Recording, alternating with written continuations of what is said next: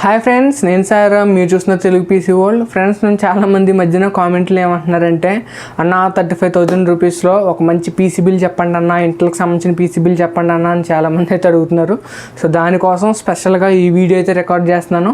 ఈ వీడియోలో నేను 35,000 రూపాయల్లో ఒక ఇంటల్ పీసీ బిల్ కోసం అయితే చెప్తాను. ఫస్ట్ మనం చూసుకోవాల్సింది ఏంటంటే ప్రాసెసర్ గురించి. ఫ్రెండ్స్, ఎప్పుడైనా సరే ఒక కంప్యూటర్లో కావాల్సింది ప్రాసెసరే కాబట్టి 99% మనం ప్రాసెసర్ని స్టార్ట్ చేస్తాం. ప్రజెంట్ మనం ప్రాసెసర్ ఏం సెలెక్ట్ చేసుకున్నాం అంటే i5 10400 ప్రాసెసర్ అయితే సెలెక్ట్ చేసుకున్నాను. నేను ఈ ప్రాసెసర్ని సెలెక్ట్ చేసుకోవడానికి కారణం ఏంటంటే, సో i5 ప్రాసెసర్ అనేది మనకి జనరల్గా ఒక మీడియం లెవెల్ పర్ఫార్మెన్స్ అయితే ఇస్తుంది.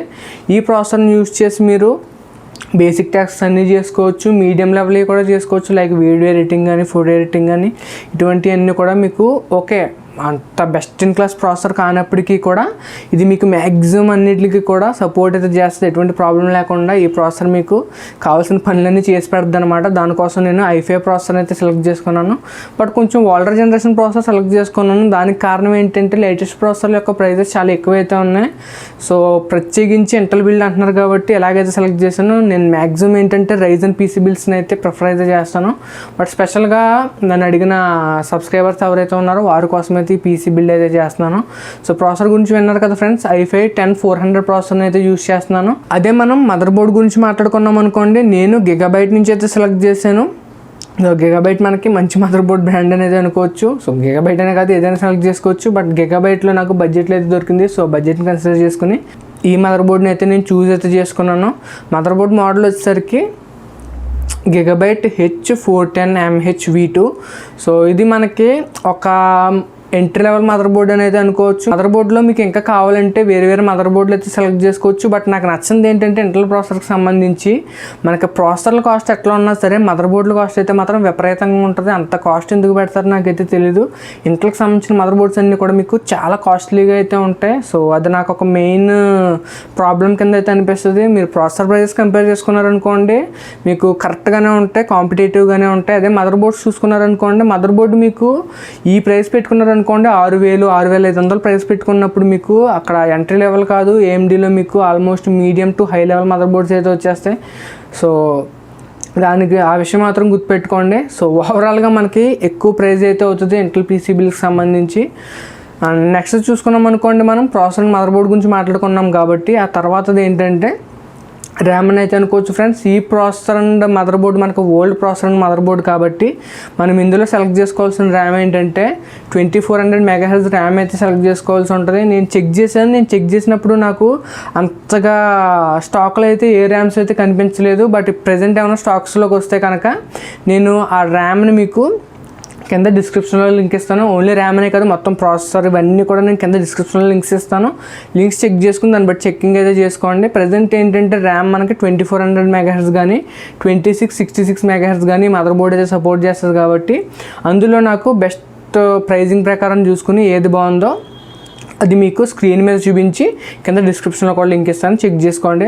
అండ్ నెక్స్ట్ వచ్చేసరికి మనం స్టోరేజ్ కోసం మాట్లాడుకోవాలి ఫ్రెండ్స్. స్టోరేజ్ ఎప్పుడైనా సరే మనకి ఇలాంటి పీసీ బిల్స్ కోసం 120 GB మనం SSDని అయితే యూజ్ చేస్తాం బూట్ డ్రైవ్ కోసం. అండ్ మనకి స్టోరేజ్ ఏంటంటే మామూలుగా ఫైల్స్ కానీ వీడియో కానీ ఆడియో కానీ సో మిగతావన్నీ స్టోర్ చేసుకోవడానికి మనం ఒక హార్డ్ డ్రైవ్ని అయితే యూజ్ చేయొచ్చు. నేను ఈ పీసీ బిల్ కోసం యూజ్ చేస్తున్న SSD ఏంటంటే యాంటీస్పోర్ట్స్ 600 నియో ఈ SSDని అయితే యూజ్ చేస్తున్నాను. ఇది ఒక బేసిక్ SSDని అయితే అనుకోవచ్చు. బట్ ఈ SSDని మరీ తీసిపడేయట్లేదు, మీకు మ్యాక్సిమం అన్నింటిలో కూడా మీకు బాగానే అయితే పర్ఫామ్ చేస్తుంది. 120 GB కన్సిడర్ చేసుకున్నాం కాబట్టి సో మనకి దాదాపుగా ప్రైస్ మీకు 1400-1500 అయితే పడుతుంది. ఒకవేళ మీకు ఇంకా ఎక్కువ కెపాసిటీ కావాలనుకుంటే ఎక్కువ కెపాసిటీ కూడా చూస్ చేసుకోండి.